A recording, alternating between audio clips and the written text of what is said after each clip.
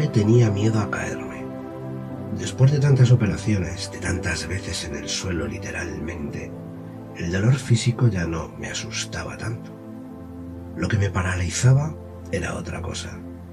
Era esa voz de dentro que decía: ¿y si esta vez no te levantas? ¿Y si ya no puedes más? ¿Y si todos se cansan de esperar?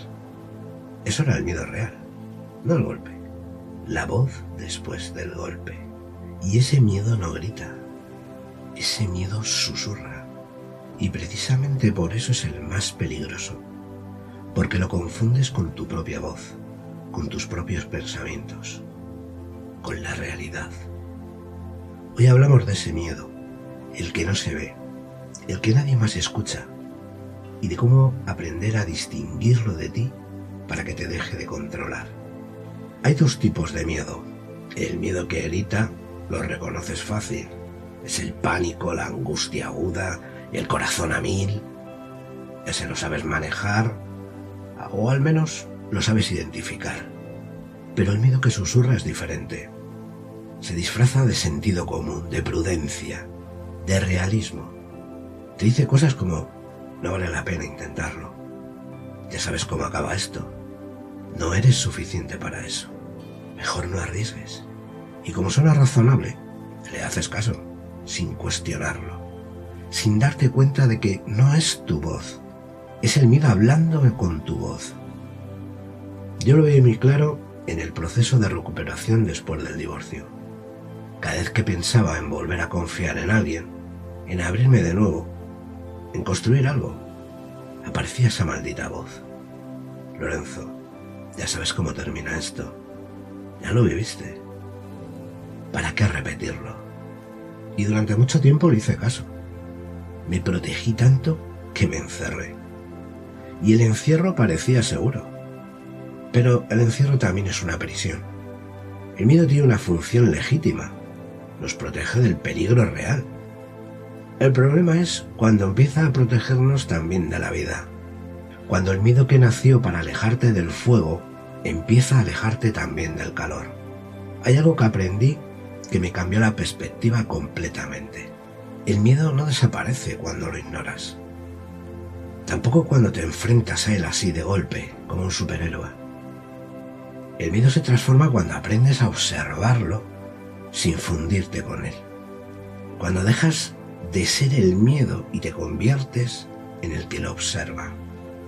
Esa distinción parece pequeña, parece una chorrada, pero no lo es. Cuando dices tengo miedo, te fundes con él. El miedo eres tú.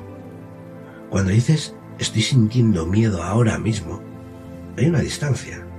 Hay un tú que siente y hay el miedo que se siente. Son dos cosas muy diferentes. Esa distancia lo cambia todo.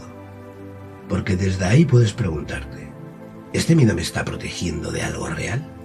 ¿O me está alejando de algo que necesito? No siempre la respuesta es fácil, pero al menos puedes hacerte la pregunta. Y eso ya es poder. La herramienta de hoy se llama la técnica del testigo. Es una práctica sencilla para crear esa distancia entre tú y el miedo que te acabo de contar. La próxima vez que notes que el miedo aparece, que esa voz empieza a hablar, no lo ignores, ni luches contra él. Haz esto. Paso 1. Nómbralo en voz alta o por escrito.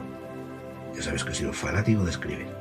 Literalmente, di o escribe: ahora mismo estoy sintiendo miedo a... y completa la frase. No tengo miedo.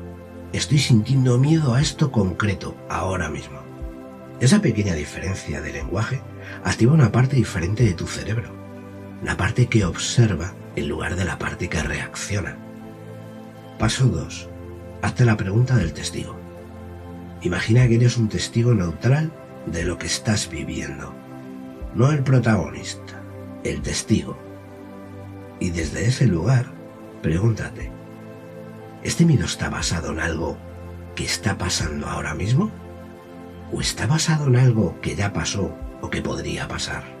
La mayoría de las veces el miedo que nos paraliza no es del presente.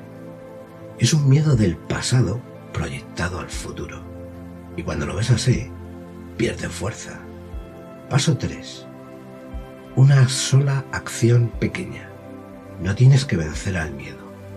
Solo tienes que hacer una cosa pequeña a pesar de él. Una llamada, un mensaje, un paso, lo que sea. Algo concreto y pequeño que le demuestre a tu cabeza que el miedo no tiene el control total. No para ser valiente, para recordarle a tu sistema nervioso que puedes actuar incluso cuando tienes miedo. Con el tiempo, eso cambia algo muy profundo. El miedo sigue apareciendo, pero ya no te para, porque has aprendido que no tiene que desaparecer para que tú puedas seguir. El miedo no es tu enemigo, es una señal, a veces útil, a veces equivocada, pero siempre tuya. El trabajo no es eliminarlo, es aprender a escucharlo sin obedecerlo ciegamente. Hemos recorrido juntos 3 episodios. El primer paso mínimo, la pregunta de quién eres, y ahora el miedo que no se ve. 3 herramientas, 3 conversaciones, y espero que algo, aunque sea pequeño, haya resonado contigo, porque este podcast no nació para darte respuestas perfectas, nació para acompañarte mientras encuentras las tuyas. La semana que viene vamos a hablar del duelo, no solo el de la muerte, el de todo lo que perdemos y que nadie nos enseña a soltar. Gracias por escuchar, gracias por quedarte hasta aquí. No olvides compartirlo y mandarlo a todas aquellas personas que creas que les puede ser útil. Un paso, solo uno. Esto es Reset en voz alta.